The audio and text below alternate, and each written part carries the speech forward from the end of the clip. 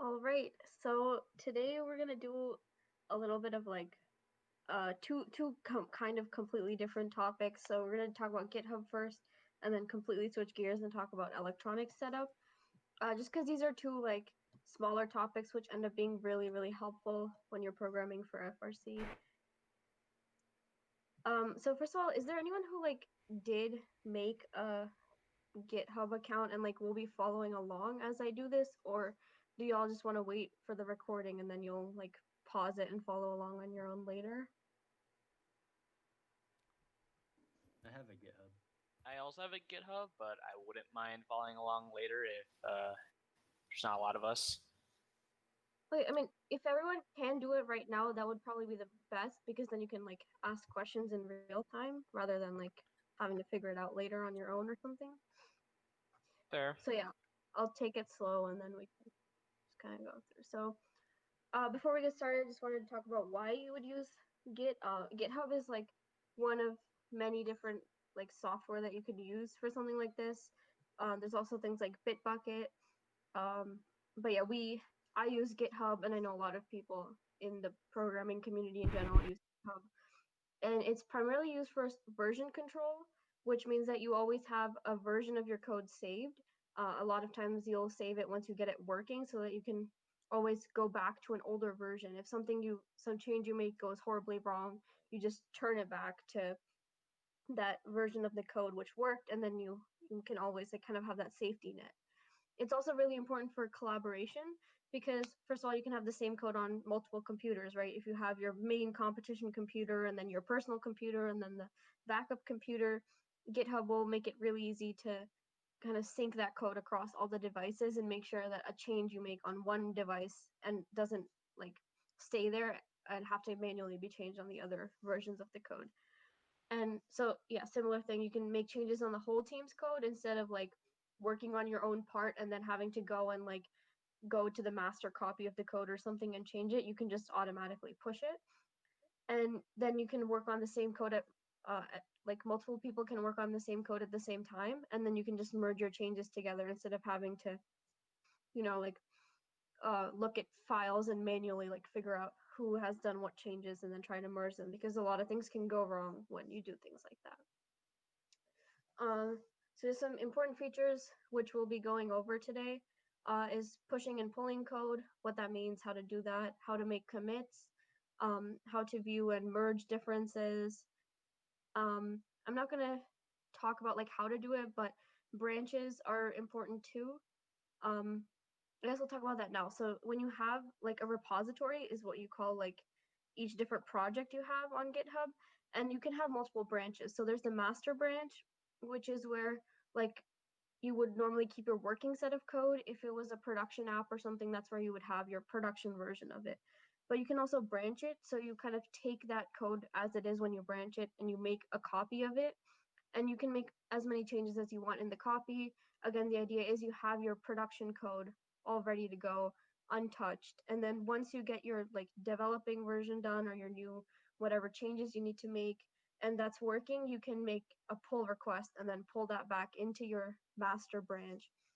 So again, it's I personally don't use it a lot, but I know a lot of companies and maybe like if you have a bigger team, things like this are really useful because then you always have that working version of the code as well as your own branch for whatever you're doing, and then you have an easy way to kind of make sure that nothing actually gets messed up on your main branch, and you can uh, kind of make sure that you don't mess up everyone else's code or override someone else's changes by accident. So things like that. Yeah, and then we Um, also use it so like on a robot we were looking at changing how our autonomous code worked, but we didn't want to break it for comp, so we just created a different branch, changed the auto there, and then if it did work, we would merge it in. But if it didn't, we could just leave it alone, or delete the branch, and then we'd be all fine. yeah, exactly. And in a similar note, we had like, um, if we had like different versions of the same code for like different robots, like our practice bot and our comp bot, and the differences are like more major than a few numbers here and there, we would just make a branch. So one branch would be for the comp bot and one would be for the practice bot, and we could make sure that we have them in the same place, but they're not like conflicting with each other. The other thing that I'm gonna talk about real fast is more of a personal thing. So in the programming world, it's really good to have like a personal portfolio of some kind to display what you work on. And GitHub is actually a really good place to, first of all, have all your projects stored so that it's like online in a really accessible format. And they also give you like this free web URL at your username.github.io. So I'm gonna share a few real quick.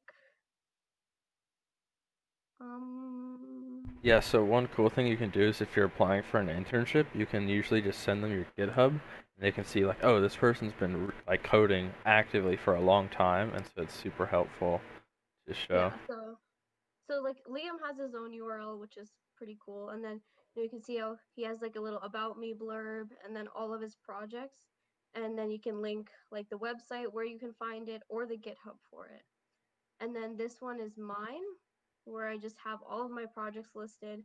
You can see that I used my GitHub URL, which is really helpful because I didn't have to worry about like getting my own URL. And then I can just have all of my different projects on here, and I actually have everything linked straight to the GitHub so that if someone is interested, they can come here and look at my code and what I've worked on. Which actually brings me to another quick feature, which we aren't going to talk about today too much, but there is a Teams feature where you can, or organizations. So we have our BreakerBots organization, which is where we keep all of our code, and we can like add people here. So it makes sure that everyone here has access to it, and not like if it's on my personal account and I graduate, like then suddenly Liam doesn't have access to the code anymore or something. Like it, that doesn't happen. It's all here, and makes it really easy for us to add people or make sure that everyone on the team has access. Okay, let's go back to the slideshow. But yes, as Leah mentioned, it is a very good thing to have for internships, probably college applications. You can just keep all your projects there and show people, and have it all in one place in a nice format to kind of show off what you've worked on and what you've actively been coding. And so yeah, there's a desktop app version of how you can like sync the code from your local like computer to the internet, and there's also a command line interface. But I'll be going through the desktop app today. If you want to learn the commands, I can send you like a cheat sheet if you're interested in that. So yeah, if everyone could go to your GitHub page, and in the top right corner, right next to your profile picture, so you're right here, there's like a little plus arrow, and you're gonna say plus new repository, and then you can just give it a name and give it a short description. Again, these are all mainly for people who are coming to look at your code, and then you can make it public or private. If you make it private, then no one can see your code unless you add them.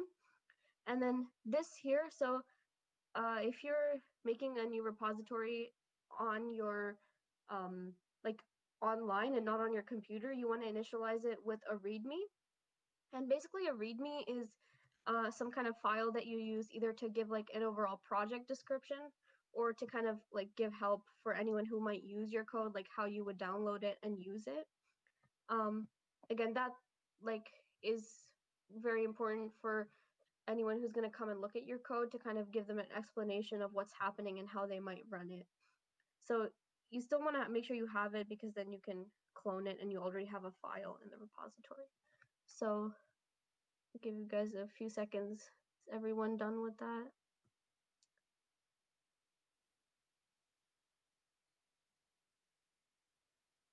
I don't know how we're going to keep track. I mean, I have my repository made. Okay. Yeah, I made it. How are they gonna follow along? Because I don't think everyone has GitHub desktop. I was going to use yeah. the command line. Okay, that's fine.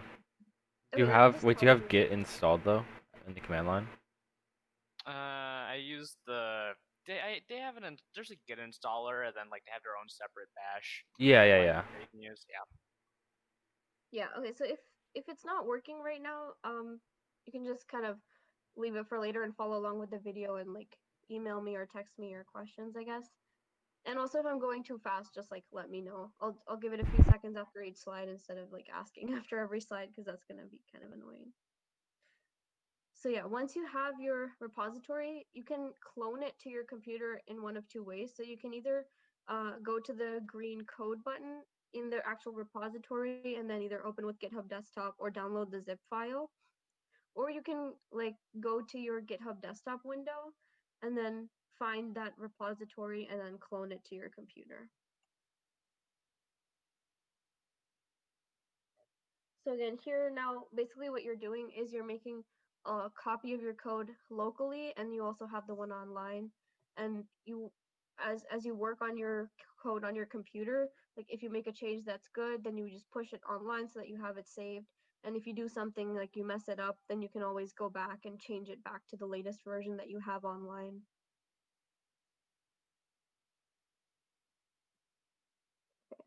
And just real quick with the top of GitHub Desktop, there's like 3 main buttons. So you can navigate your repository with the leftmost button, kind of change which one you're looking at, whether you want to like add a new one, that's where you would do it. Next to that, you can manage your branch. You can add a new branch here. You can switch branches if you have like a development branch or something.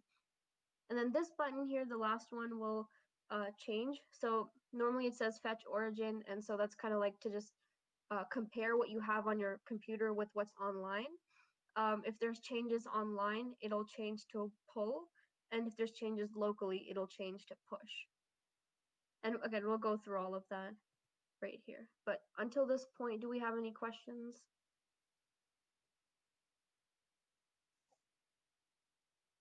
Okay, cool.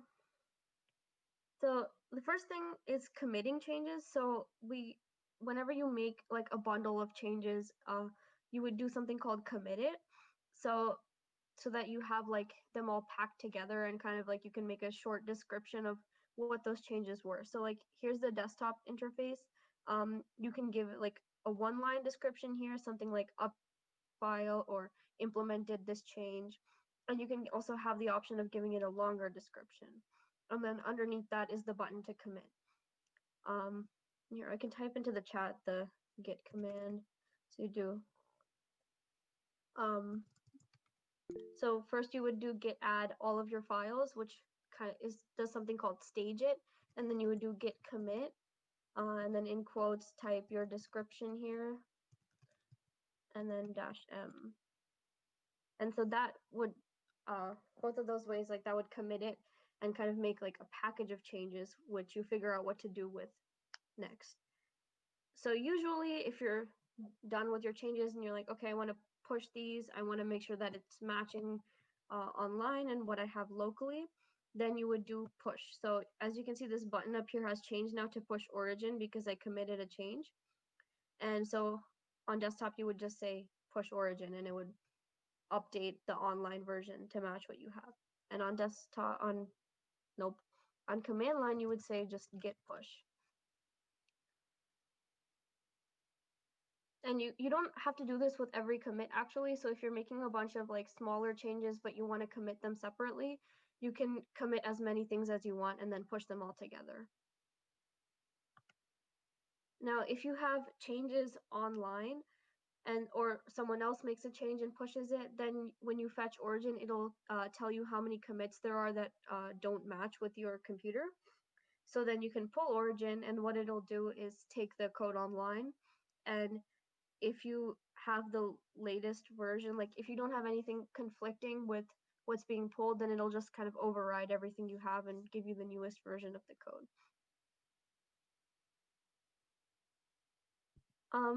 James, to answer your question, in the quotes, you would, oh, I don't know actually. -m came first, but I'm not totally sure.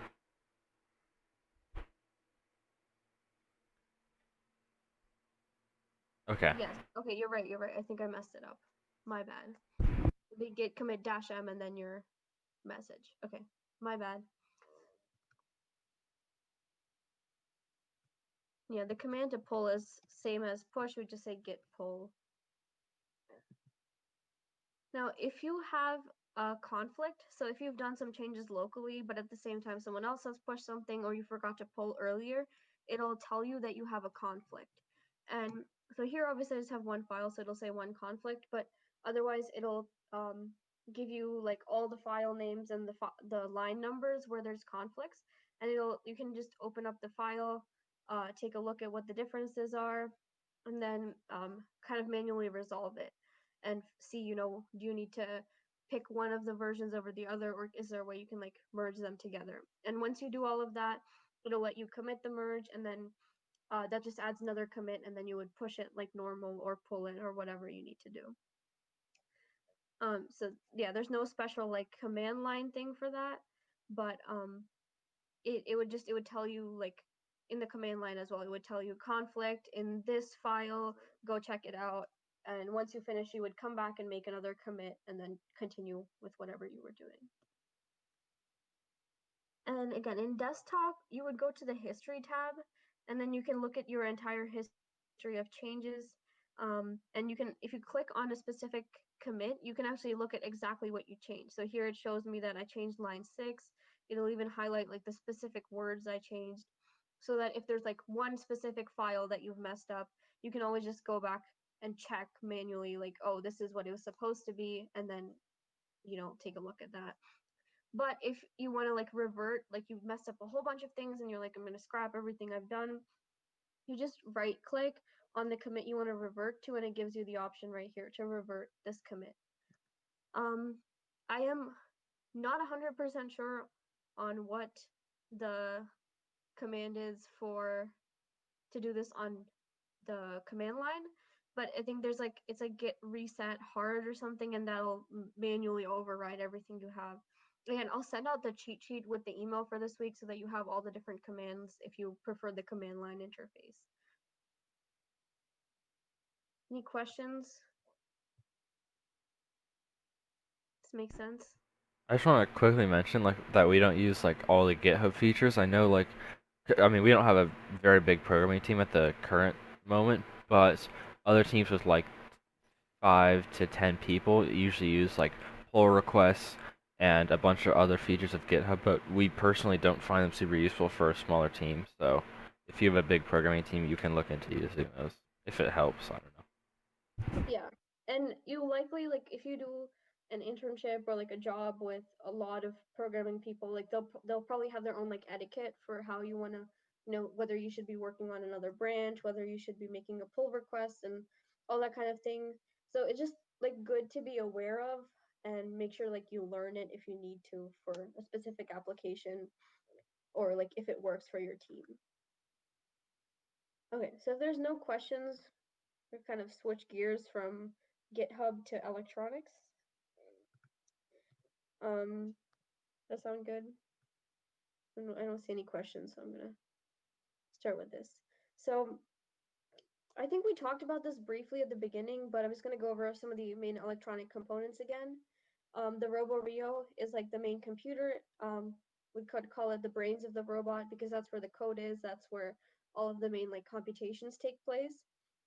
We have the power distribution panel known as the PDP, which sends power to all the different components, and that could kind of be the heart of the robot because it's pumping power and electricity to everything which needs it and kind of controls how much goes where. There's the radio, which manages communications with things like the FMS or the driver station, so kind of getting everything to your robot or giving information back to other systems which might need it wirelessly. We have the voltage regulation module, which is known as the VRM, and that specifically regulates voltage for certain special components like the radio or the limelight, which might need more power than other components, but also could like break if they end up getting too much power or too much current or something. Then there's the PCM, which is the pneumatic control module, which is the electronic part kind of the pneumatic control, and you would connect that to all of the different solenoids, which are the actual electronic component which switch the pistons pneumatically. And finally, we have like talons, victors, sparks. All of these are different motor controllers, which get power from the PDP and then translate that into what the motor specifically needs, and also like kind of controls the programming side of it as well. Yeah, so we've talked about these before, and you've definitely seen them in code. And here I have some pictures of some basic like FRC circuit things. So the PDP's right here. This is connected to the battery and the circuit breaker because all of your power will be getting distributed from here. All the main ports are used for primarily things like your motor controllers. But we also have these specialized ones over here to send power to the RoboRio, the VRM, and the PCM. Here's the RoboRio. The power comes in over here, and then you would plug in all your different sensors and that kind of stuff here. And also, of course, if you want to have a wired connection, your Ethernet or your USB, and you can have your USB camera plugged in here. Here's the VRM, which powers things like your Limelight or your radio. I just want to butt in really quick. Sorry I didn't edit this, but you're not actually supposed to plug in your Limelight to the VRM because it doesn't have enough amps available. And there's something in the rules that only the radio can be on the 12-volt side, but I think the Limelight's supposed to be on the PDP, if I remember correctly. yeah, like a 20 amp or 10 amp, I don't know, whatever. Yeah, I need to have like a breaker on there. It was kind of obnoxious actually. Look at documentation and realizing I have to go to PDP. Yeah, but you can split that PDP port into like a Limelight and a couple, like a servo or something. So. All right.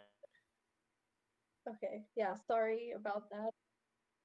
Been 6 months since we've seen electronics. Yeah. Okay, so VRM powers the radio only. The PCM will be connected to all your different solenoids. And then of course you'll have an Ethernet connection from your RoboRio to your radio. And finally you have most teams have their CAN wires connecting all the different components for programming, minus the radio. So talking about connecting the radio to the RoboRio, this Ethernet port right here is the one that you will plug into the RoboRio, and your other devices like the Limelight will be plugged into the right Ethernet port. And you can either power the radio using this port right here, the barrel jack, or you can do power over Ethernet, which is this cable right here, which is both plugged into the power and the RoboRio, and then both of those come together to plug into the radio. And then the CAN bus is kind of like this daisy-chained yellow and green wire, which goes through all of your different components. Normally you would start at the PDP or start at the RoboRio and end at the PDP, or you can put like a resistor at the end to terminate your CAN if you have something like an elevator and you don't want to bring your wires back down. But as you can see, like the RoboRio, the VRM, the PDP, all of them have these ports, and also all of your motor controllers and stuff will have these yellow and green wires sticking out of them. And you kind of want to just make sure this runs through all of your components because this is how you would mainly identify them for programming. And we'll talk about that again. Questions about this so far? Okay. So there's like 3 different tools that you would likely have to use to kind of get your robot set up electronically before you can run programming or go to competition with it. So it's called the RoboRio imaging tool, and you will have to reinstall the entire suite to get the newest image for the RoboRio. But thankfully, that's only updated 1 or 2 times a year. And normally, when they do the at the beginning of the season, when they release their new software package, that'll update the image with it. And you will then use a USB cable connected from your RoboRio to your laptop, and then you run this program right here. And you pick your target, and you would start by saying format target and then apply that, and that should update to the latest image. But sometimes if you have like a much older RoboRio than the firmware, like this one, it says 3. If this is out of date, then it'll give you an error, and then you just have to go to update firmware, update the firmware first, and then go back and format your target.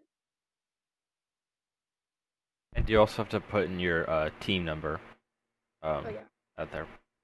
right here. The next tool is the FRC radio flashing tool. So for this, you would connect an Ethernet cable from the radio to your laptop, and the program itself is like pretty helpful with that. It'll tell you which port to plug into on the radio. And we do this a little more often than we do for the RoboRio because we have to reflash it during and after competitions. Because at competition they have their specific like image to put on the radio so that it connects only to the FMS. And then once you go back to, you know, like your own debugging and testing, then you would have to reflash it with your own laptop to put it back on the normal mode where you can connect to it remotely. Yeah, sometimes there you have to do some like weird things because it won't always recognize your radio when you connect it. Like you might have to go into your control panel settings and disable Wi-Fi so that it stops, like so that it actually looks at the Ethernet connection.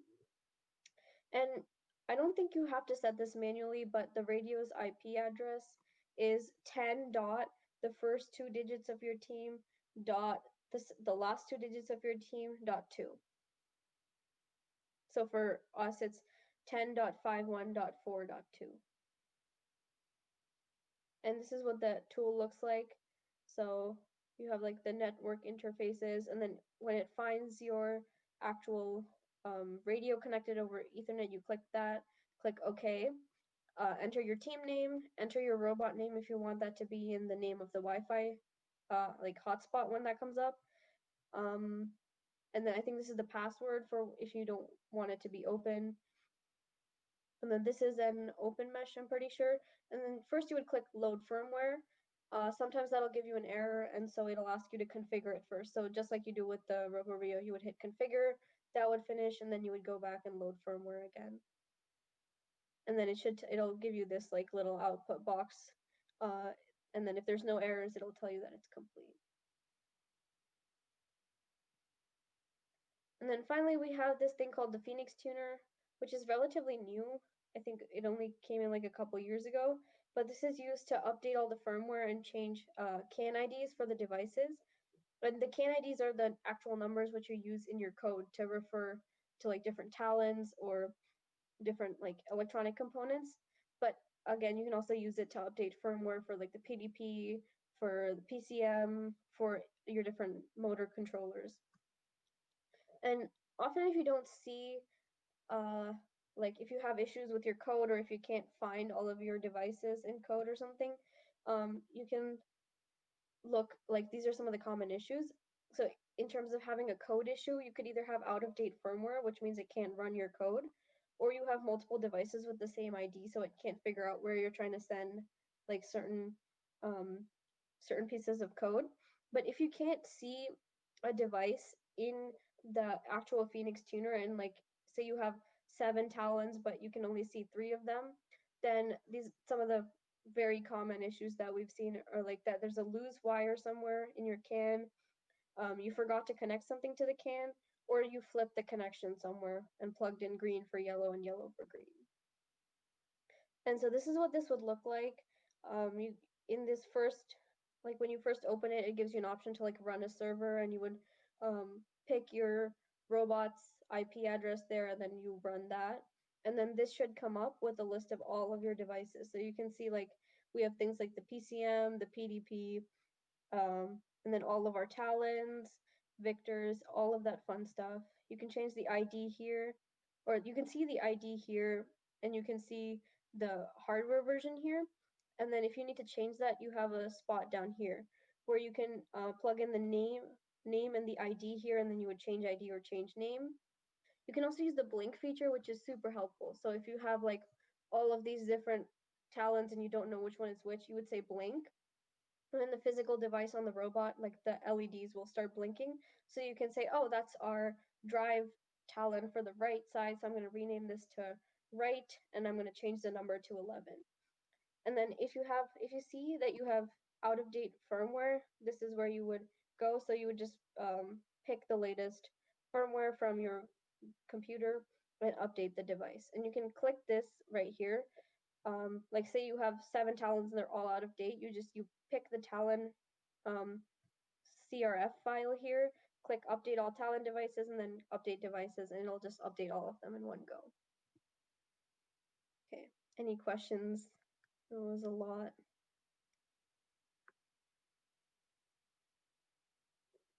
Okay. Well, that concludes our programming course, I guess. Thank you all for coming. We had a lot of fun. And of course, stay in touch. You can always feel free to email us or send us a Discord message if you need coding help, even if you're not on our team. We're happy to help.